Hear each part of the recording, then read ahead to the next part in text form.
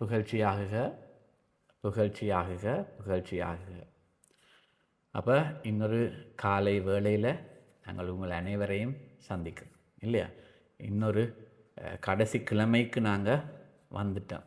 இந்த முக்கியமான எங்களுடைய கத்தோலிக்க, நான் சொல்லியிருந்தேன் முதலும், எங்களுடைய கத்தோலிக் கேலண்டர்ன்னு இருக்குது இல்லையா? அப்போ இந்த திருவரை இந்த காலத்தும் சரியான முக்கியம். இந்த லென்ட்ன்றது எங்களுக்கு சரியான ஒரு முக்கியமான காலப்பகுதியாக இருக்கின்றது.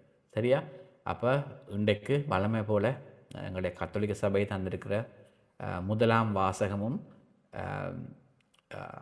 என்ன சொல்கிறது, நற்செய்தி வாசகத்தை நாங்கள் பார்க்க போகிறோம். அது சொல்கிறதுக்கு முதல் நான் ஒரு புதுமையை சொல்லியிருக்கணும். உண்மையாகவே நான் இந்த பெட்ரோல் பிரச்சனையால் இல்லையா, நாங்கள் எல்லோரும் எங்களுடைய வாகனங்களுக்கு பெட்ரோல் அடிக்கணும் இல்லை, அங்கே எங்கே போகணும், எங்களுக்கு வேரியல் இருக்குது அண்டு அந்த நிறைய இடத்துல பெட்ரோல் அடிக்க கஷ்டமாக இருந்தது. கிட்டத்தட்ட 5 மணித்தியாலம் நிற்க வேண்டியிருந்தது, 6 மணித்தியாலம் நிற்க வேண்டியிருந்தது. அப்போ ஒரு புதுமையாக அந்த பெட்ரோல் இப்படி இவ்வளோதான் தாரம் என்று சொன்ன நேரத்தில் அதுக்கு ஒரு 2 நாளைக்கு முதல் நான் பெட்ரோல் அடிச்சிருந்தேன். ஓரளவு ஃபுல்லாக இல்லை, ஆனால் ஒரு அளவுக்கு நான் அடிச்சிருந்தேன் நான் பெட்ரோல் என் வாகனத்துக்கு. அதால் எனக்கு அந்த கிழமை அடிக்க வேண்டிய நிலைமை ஏற்படலை. ஆனால் உங்களுக்கு தெரியும், நாங்கள் அங்கே இங்கே போக வேண்டியிருக்கும், எங்களுடைய வேலையில் செய்ய வேண்டியிருக்கும். அப்படி வேலையில் செய்து கொண்டிருக்கிற நேரத்தில் வாகனத்தில் பெட்ரோல் இல்லாமல் போகும் இல்லையா, டீசல் அல்லது பெட்ரோல் இல்லாமல் போகும். அப்போ குறைஞ்சு கொண்டு வேற நான் யோசித்தேன், சரி நான் தம்பிகிட்ட கேட்டேன், எவ்வளோ நேரம் நிற்க வேணுமெண்டா சொன்னால் 5 மணித்தியாலம் 6 மணித்தியாலம் 8 சில வேலை தெரியல. அதுலேயும் என்ன சண்டை பிடிப்பினம், QR பிரச்சனை இருக்கும், நிறைய வேலையில் விஷயம் வேறு எனக்கு சொன்னார். அப்போ நான் பார்த்தேன், சரி கடவுளை நம்பிக்கொண்டு நாங்கள் போவோம்ண்டு. அப்போ நான் போயிருந்தது ஒரு நாள், ஆனால் அப்போ தான் இன்னொரு நாளுக்கு பிறகு போகலாம், அவ்வளோத்துக்கு எனக்கு பெட்ரோல் இருக்குன்னு நம்பிக்கொண்டு அடுத்த நாள் நான் போனேன். ஆனால் நீங்கள் நம்ப மாட்டீங்க, அந்த நேரம் அந்த பெட்ரோல் பிரச்சனை ஓரளவு தீர்ந்து அந்த என்ன சொல்கிறது, அந்த வரிசையில் நின்ற ஆக்களோட தொகை குறைஞ்சி கொண்டு வந்த நேரம், நான் அந்த ஷெட்டுக்கு போன நேரம், அந்த ஷெட்டு எனக்கு தெரியும், இந்த 2022ஆம் ஆண்டு காலத்தில் நாங்கள் மனத்தியால கணக்கில் நின்ற ஷெட் அது. அப்போ அந்த பழைய ஞாபகம் எல்லாம் எனக்கு மனதுக்குள்ளே வர தொடங்கினது, பயங்கள் இல்லையா, அப்படி தான் எங்கள் மனம். அந்த போகைக்குள்ள சரியென்று நான் அதில் போக நான் பார்த்தேன், ஒரு 5 வாகனம் தான் அதில் நின்றுது எனக்கு முன்னால். அப்படின்னு நான் பார்த்தேன், ஏதோ என்ன நடக்குதுன்னு தெரியல, போய் நின்றேன். பார்த்தா சரியாக நான் போய் நின்ற நேரத்தை பார்த்தேன், நான் பெட்ரோல் அடிச்சுட்டு வெளியில் வந்தது 8 நிமிஷம். எவ்வளோ நேரம்? 8 நிமிஷம். அப்போ தான் கடவுள் எனக்கு உண்மையாக காட்டினார். நான் கடவுளை நம்புவோருக்கு சில வேளை மற்றவர்களோட போகக்கூடிய அந்த கஷ்டம் துன்பங்களுக்களால் சில வேளை கடவுள் விட மாட்டேன். எங்களுக்கு வித்தியாசமான ஒரு விதத்தில் அவர் எங்களை அழைத்து செல்வார். சில வேளை இது பெரிய புதுமை இல்லையா, நாங்கள் சில வேளை நினைக்கிறோம் பெரிய புதுமையாக இருக்கணுமே கடவுளே இல்லையா, பெரிய வீடு வந்து கட்டு தரணும் கடவுள், அது இல்லை. சில வேளை சின்ன விஷயங்களில் கூட கடவுள் எங்களோட கூட இருக்கிறார் இல்லையா. நாங்கள் அவர்கிட்ட சேவையில் ஈடுபட்டால், அவரோடு சேர்ந்து நாங்கள் அவர் பயணத்தில் ஈடுபட்டால், இந்த உலகத்தவர் செல்ல வேண்டிய தொல்லைகளுக்களால் சில வேளை கடவுள் எங்களை அதிலேருந்து விலக்கி ஒரு அழகான இடத்துக்குள்ளால் எங்களை எடுத்து செல்வார். சரியா? அப்போ அது வாழ்க்கையில் எங்களுக்கு நடக்கிற புதுமைகள். கடவுள் எங்களை எப்படி இதுலேருந்து காப்பாற்றுறார். அப்போ அந்த உண்மையும் உங்களுக்கு தெரிந்திருக்க வேண்டும். கடவுள் எங்கள் பக்கம் இருக்கிறார் என்ற அந்த உண்மை உங்களுக்கு தெரிந்திருக்க வேண்டும். சரி, அப்போ முதலாம் வாசகம் சரியா, ஏசாயா புத்தகத்தில் 50ஆம் அதிகாரம் 4லேருந்து 9 மட்டும். அப்போ இந்த பாருங்க, இந்த தலையங்கத்தை பாருங்க, நிந்தை செய்வோருக்கும் காரி உமிழ்வோருக்கும் நான் முகத்தை மறைக்கவில்லை. அதுதான் இந்த தலையங்கம் இல்லையா. அப்போ உண்மையாக யாரை பற்றி இது சொல்லப்படுது? ஏசாயா புத்தகம் கிறிஸ்துவை பற்றி சொல்லப்படுது. அபவுட் ஜீசஸ் கிரைஸ்ட், இயேசு கிறிஸ்துவை பற்றி இதில் சொல்லப்படுகிறது. சரியா? ஆனால் வாசிப்போம் என்ன நடக்கிறது இதில். ரைட். நலிந்தவனை நல்வாக்கால் ஊக்குவிக்கும் அறிவை நான் பெற்றிட ஆண்டவராகிய என் தலைவர் கற்றோனின் நாவை எனக்கு அளித்துள்ளார். என்ன சொல்லப்படுகிறது? நலிந்தவனை நாவால் ஊக்குவிக்கும் அறிவை நான் பெற்றிட ஆண்டவராகிய என் தலைவர் கற்றோனின் நாவை எனக்கு தந்திருக்கின்றார். இல்லை, அதன் அர்த்தம் என்ன? கற்றோன் இதில் என்ன சொல்லப்படுற? ஆங்கிலத்தில் இது அழகாக இருக்குது, டிசைப்பிள், அதாவது அப்போஸ்தலர், அதாவது சேவை செய்பவன் இதில் அர்த்தம் இல்லையா. அப்போ என்ன சொல்லியிருக்கிறார் கடவுள்? நாங்கள் இறைவனின் பிள்ளைகளாக இருந்தால் எங்களை ஊக்குவிக்கும் பொருட்டு எங்களுக்கு அறிவை இறைவனாகிய தலைவராகிய கடவுள் எங்களுக்கு அந்த நாவை தந்திருக்கின்றார், எங்களுக்கு அந்த அறிவை தந்திருக்கின்றார் இல்லையா? கடவுளுடைய பிள்ளையாக வாழும் அவருக்கு சேவை செய்வதற்கான சக்தியை பெலனை அவர் எங்களுக்கு தந்திருக்கின்றார். மற்ற பக்கம் மற்ற சொல்லுகின்றது, காலை தோறும் என்னை தட்டி எழுப்புகின்றார். காலைதோறும் கடவுள் எங்களை நாங்கள் என்ன யோசிக்கிறோம், நாங்கள் எங்களை தட்டி எழுப்புகிறோம், எங்களோட கணவர் எங்களை தட்டி எழுப்புகின்றார், எங்களை அம்மா அப்பான்னு நாங்கள் இல்லை. காலைதோறும் ஆண்டவர் எனக்கு அந்த ஞானத்தை தருவதற்கு, நான் சொன்ன இந்த புதுமை நடந்தது இல்லையா, காலைதோறும் அந்த ஞானத்தை எனக்கு தருவதற்கு கடவுள் எங்களை எழுப்புகின்றார் இல்லையா? நாள்தோறும் எங்களுக்கு அந்த ஞானத்தை அவர் தருகின்றார். சரி, அடுத்த வசனம் சொல்கின்றது, கற்போர் கேட்பது போல நானும் செவி கொடுக்க செய்கின்றார் இல்லையா? கற்றோர் கேட்பது போல நானும் செவி கொடுக்க செய்கிறேன். அதாவது இந்த சீடத்துவம், இந்த சீடர்கள், இந்த அப்போஸ்தலர்களுக்கு போன்று எனக்கும் அவரின் குரலை கேட்க எனக்கு அவர் உதவி செய்கின்றார் இல்லையா? ஆண்டவராகிய என் தலைவர் என் செவியை திறந்துள்ளார். சரியா? அப்போ என்ன சொல்ல, இதில் அர்த்தம் என்ன? கடவுளின் துணை எங்களுக்கு இருக்கின்றது, கடவுளின் வாக்கு எங்களுக்கு வந்து கொண்டு இருக்கின்றது, நாங்கள் தனியாக இல்லை இல்லையா? அப்போ அடுத்த வார்த்தை சொல்லப்படுகின்றது. அப்போ நான் உங்களுக்கு சொன்ன அந்த புதுமை நடந்த அந்த பெற்றல் புதுமையில் இதில் ஒரு தொடர்பு இருக்கணும். ஏன்னா நான் கிளர்ந்தளவில்லை, விலகிச் செல்லவும் இல்லை இல்லை என்ன? அப்போ நாங்கள் இந்த உலகத்துக்கு எதிராக சண்டை பிடிக்க வேண்டியதில்லை, அந்த சுமைகளை மற்றவர்களை போட்டு சுமக்க வேண்டியதும் இல்லை இல்லையா? விலகிச் செல்லவும் இல்லை, நாங்கள் ஆண்டவரை விட்டு விலகி போகவும் இல்லை, இந்த உலகத்து பிரச்சனைகளை விட்டு விலகி போகவும் இல்லை. அடிப்போருக்கு என் முதுகையும் தாடியை பிடுங்குவோருக்கு என் தாடையையும் ஒப்புவித்தேன். அப்போ இது உண்மையாகவே இயேசு கிறிஸ்துவை பற்றி தான் சொல்லப்படுகிறது இல்லையா? சிலுவை மரணத்துக்கு அவரை ஏற்றுக்கொண்ட பொழுது அவரை சுற்றி வர நின்றவர்கள் எத்தனை விஷயத்தை செய்தார்கள், ஆனால் அவர் ஒன்றுமே சொல்லவில்லை. அப்போ இது அழகானது. அப்போ இது இந்த சீடத்துவத்தை பற்றி தான் இந்த இடத்துல மேலே வாசனம் சொல்லப்படுறது. ஆனால் இதில் ஏசாயா அதுக்கு பல வருடங்களுக்கு பின் வரப்போகும் இயேசு கிறிஸ்துவை பற்றியும் இதில் விளங்கப்படுத்துகின்றார். சரி, அப்போ அடுத்த வசனங்கள் சொல்லுகின்றது, நான் உடனே வாசிக்கிறேன். எங்களுக்கு நற்செய்தி தான் இதில் முக்கியம். நிந்தை செய்வோருக்கும் காரி உமிழ்வோருக்கும் என் முகத்தை மறைக்கவில்லை. அப்போ இதை இயேசு கிறிஸ்துவை பற்றி தான் சொல்லப்படுகின்றது. ஆண்டவராகிய என் தலைவர் துணை நிற்கிறார், நான் அவமானம் அடையேன். சரியா? அப்போ உண்மையாகவே எங்களுடைய கிறிஸ்தவ பயணத்தில் பிரச்சனைகள் இருக்கலாம், கவலைகள் இருக்கலாம், தொல்லைகள் துன்பங்கள் இருக்கலாம். ஆனால் ஒரு விஷயம் நீங்கள் மறக்கக்கூடாது. அது என்ன அந்த விஷயம்? நாங்கள் எந்த சவாலுக்களால் போனாலும், எந்த பிரச்சனைகளுக்குள்ள உள்ள போனாலும் இந்த உண்மையை நீங்கள் ஒரு நாள் மறக்க வேண்டாம். என்ன? கடவுள் எங்களை ஒருபோதும் அவமானம் அடைய விட மாட்டேன். சரி, அதை நீங்கள் உங்களோட தலையில் வச்சுக்கொள்ளுங்க. நான் ஒவ்வொரு முறையும் நாங்கள் பிரச்சனைக்குள்ளால் வரைகளையும் நான் அதை சொல்லிக்கொள்வேன். God will not let me to be ashamed. நான் அவமானம் அடைய கடவுள் என்ன ஒருபோதும் விட மாட்டேன். ஆனால் தொல்லைகள் இருக்கலாம், துன்பங்கள் இருக்கலாம் இல்லையா? பண கஷ்டங்கள் இருக்கலாம், எங்களுடைய வாழ்க்கையில் நாங்கள் எதிர்பார்க்காத சூழ்நிலைகள், எதிரிகள் எங்களுக்கு வந்து எங்களை கைப்பற்ற பார்க்கலாம். ஆனால் கடவுள் ஒருபோதும் எங்களை அவமானம் அடைய விட மாட்டார் இல்லையா? அடுத்த வசனங்கள் சொல்லுகிறது, இழிநிலையை நான் அடைவதில்லை இல்லையா?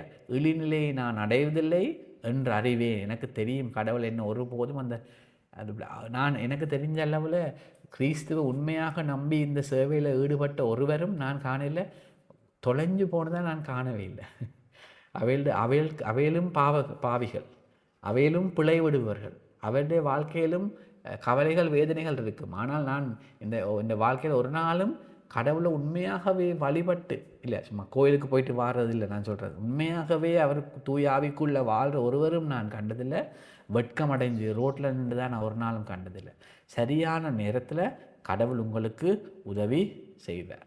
சரியா? அப்போ அடுத்த வசனம், அடுத்த பாதி சொல்லுகின்றது, நான் குற்றமற்றவன் எனக்கு தீர்ப்பு வழங்குபவர் அருகில் உள்ளார். என்ன? நான் குற்றமற்றவர் என்ற எனக்கு தீர்ப்பு வழங்குவர் என் அருகில் உள்ளார். பார்த்தீங்களா? அப்போ நாங்கள் இதை ஆங்கிலத்தில் வடிவாக சொல்லுவோம், ஜஸ்டிஃபிகேஷன் என்று சொல்லுவோம். ஜஸ்டிஃபிகேஷன் ஆஃப் சின் என்று. என்னுடைய பாவங்களுக்கு தீர்ப்பு வழங்க வேறு யாராலும் முடியாது. கிறிஸ்து மட்டும்தான் பாவங்களுக்கு தீர்ப்பு வழங்கலாம். ஆனால் நாங்கள் கிறிஸ்துவை நம்போம், நான் கிறிஸ்துவோட பயணிக்க கற்றுக்கொள்ள வேணும். அப்படி நாங்கள் கற்றுக்கொள்ள வேணுமெண்டா எங்களுடைய பாவங்களுக்கான நடுத்தீர்ப்பு வழங்குவது யார்? இயேசு கிறிஸ்து. சரியா?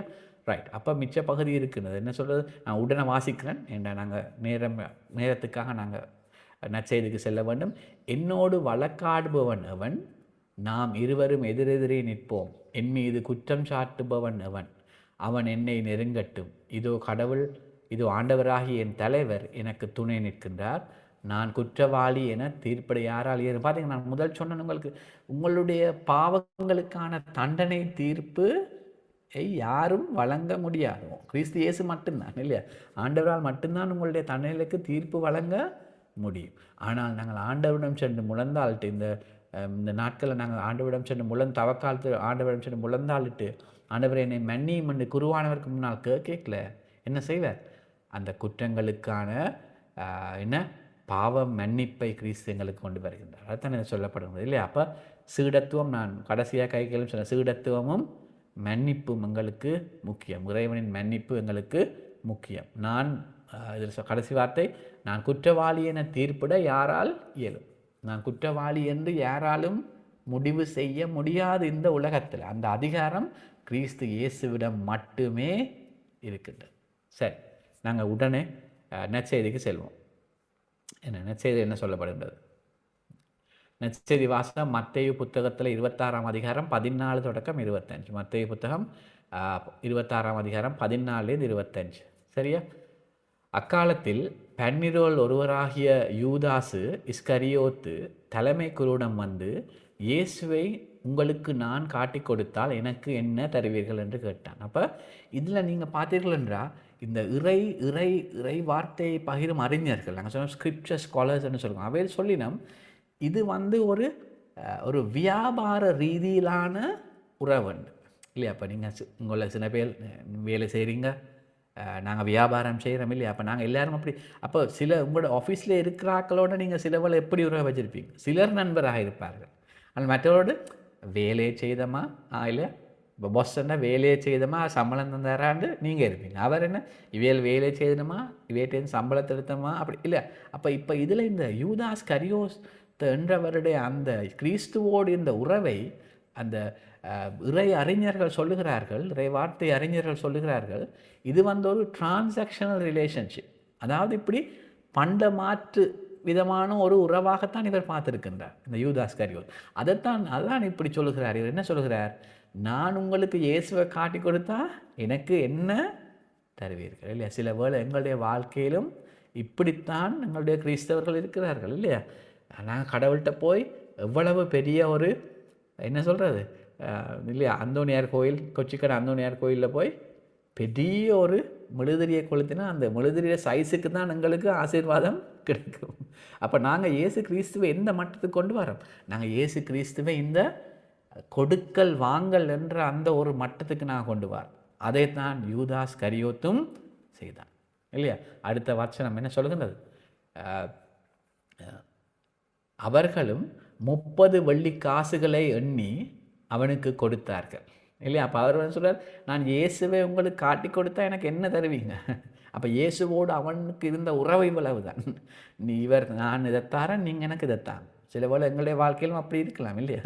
நான் செபிக்கிறேன், நாங்கள் ப்ரேயர் மீட்டிங் வாரோம், நாங்கள் டியூஸ்டே இல்லை செவ்வாய்க்கிழமை மீட்டிங் வாரம் பகிர்ந்து கொள்கிறோம். ஆனால் எங்களுடைய உறவு இயேசுவோடு இந்த மட்டத்தில் தான் இருக்கிறது. வி ஆர் தட் லெவல், அந்த லெவலில் தான் நாங்கள் இருக்கிறோம், இல்லையா? அப்போ அது சொல்லி நான் 30 வெள்ளி காசு உங்களுக்கு நான் தாரேன், இல்லையா? அது முதல் அவன் அவரை காட்டி கொடுப்பதற்கு வாய்ப்பு தேடி கொண்டிருந்தான். அப்போ என்ன, காசு தேவை, காசு கிடைச்சிட்டு இனி இயேசு கிறிஸ்துவை நான் காட்டி கொடுக்க வேண்டும். அப்போ இயேசு கிறிஸ்துவோடு இவனுக்கு அந்த ஆழமான உறவு இருக்கவில்லை. இவர் தான் என்னுடைய கடவுள் என்று அவனுக்கு தெரியவில்லை. அவர் இயேசு கிறிஸ்துவோடு வாழ்ந்திருப்பார், அவரை கண்டிருப்பார், அவருடைய புதுமைகளை எல்லாம் கண்டும் யூதாசிடம் இருந்த இயேசுவோடு உறவு இதுவாக இருக்கலாம். அப்போ இன்றைக்கு நாங்கள் எங்களோட மனசில் நாங்கள் கேட்க வேண்டிய கேள்வி இதுதான், இல்லையா? நாங்கள் உண்மையாகவே இந்த இயேசு கிறிஸ்துவை அன்பு செய்கிறோமா, இல்லாட்டி எங்களுடைய இந்த உறவும் ஒரு கொடுக்கல் வாங்கலாம், இல்லையா? நீர் அதை தந்தா இயேசுவே நான் என்னுடைய மனைவியை அன்பு செய்வேன், நீர் இதைத்தாரத்தால் நான் இப்படி இருப்பேன், இல்லையா? அப்போ ஒருவர் சொன்னார், அவர் சொன்னாராம், அவர் பெரிய ஒரு வியாபாரி. லலிதா அப்பாவுக்கு தான் சொல்லியிருக்கிறார் இந்த கதையை. பெரிய ஒரு வியாபாரி. அப்பா அவர் சொன்னாராம், எனக்கு நல்ல கணவன் மனைவி இருக்கிறா, இந்த பிள்ளைகள் இருக்கணும், நல்ல வியாபாரம் நல்லா ஓடிக்கொண்டு இருக்குது, பணம் இருக்குது, எல்லாமே எனக்கு இருக்குதுண்டு. ஆனால் அவர் சொன்னாராம், எனக்கு வேறு பெண்களோடு உறவு வைத்துக்கொள்ள ஆசை இருக்குன்றாராம். அப்போ அவர் சொன்னாராம், ஓகே என்றாராம்.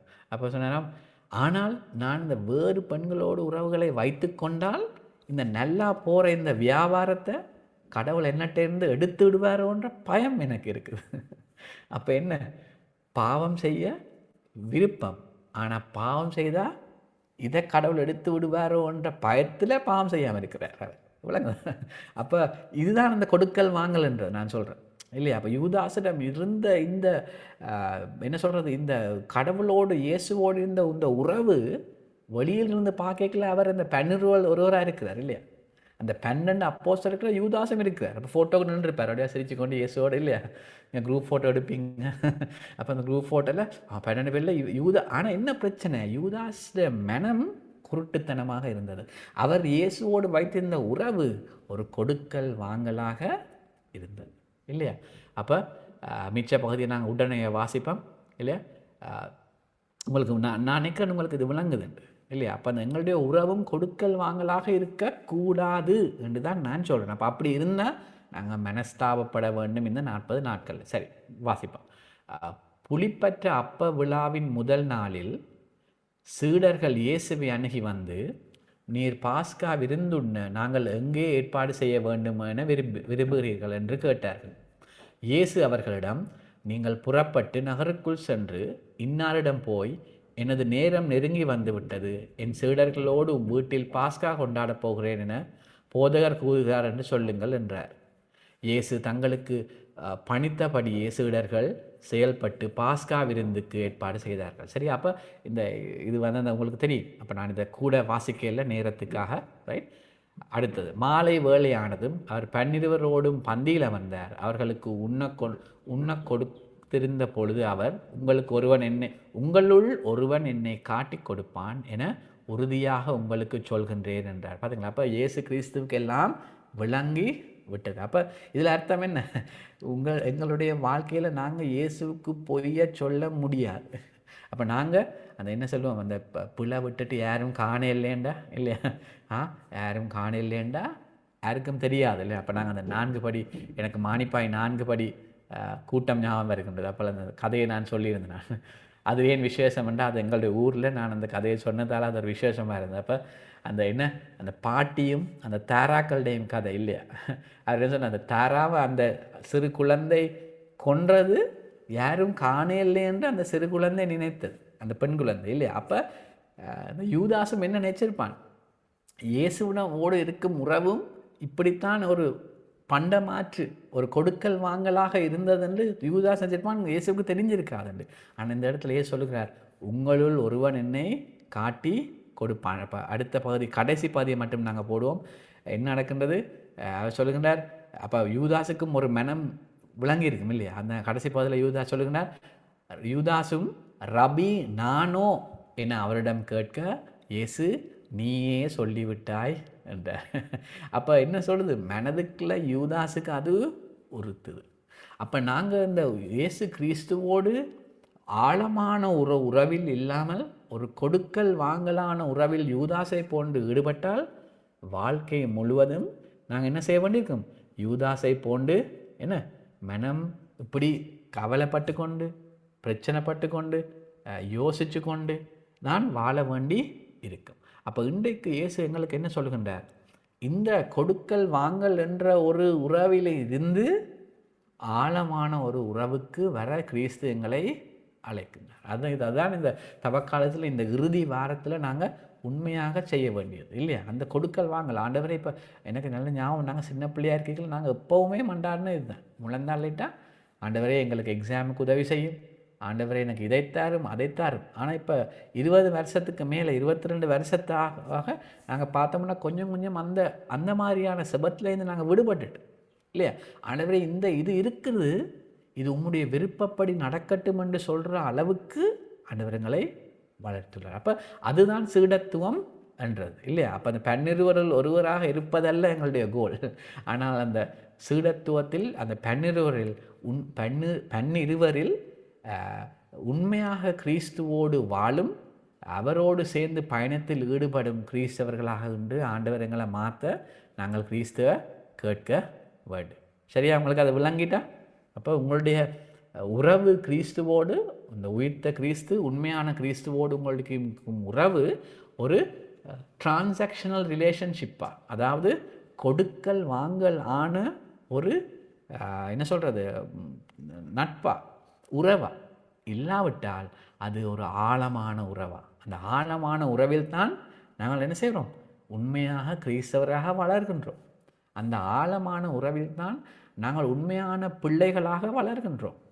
அந்த உறவில் நாங்கள் அன்பு, சமாதானம், மகிழ்ச்சி இல்லை, இந்த உலகத்தில் என்ன நடந்தாலும், வெளியில் என்ன நடந்தாலும் அன்பு, சமாதானம், மகிழ்ச்சியை கொண்டு வரும் உண்மையான சீடத்துவத்தை எடுத்து செல்ல வேண்டும். அப்போ இன்றைய காலையில் அது எங்களுக்கு சரியான முக்கியம். அதை நாங்கள் விளங்கி கொள்ள வேண்டும். முதலாவது உங்களுடைய குடும்பத்துக்கு நீங்கள் எடுத்து செல்லுங்க.